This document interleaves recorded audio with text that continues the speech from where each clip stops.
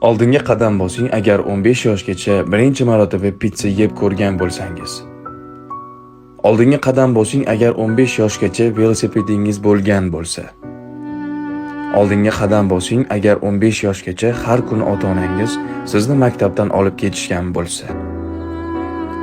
Oldinga qadam bosing agar 15 yoshgacha ikkitadan oyoq kiyimlaringiz va ko'p chiroyli kiyimlaringiz bo'lgan bo'lsa. Oldinga qadam bosing agar 15 yoshgacha bolalar o'yingohiga borgan bo'lsangiz.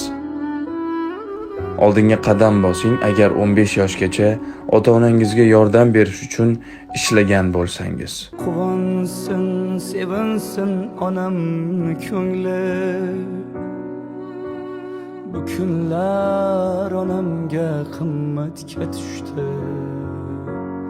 Ey antoqli cho'llari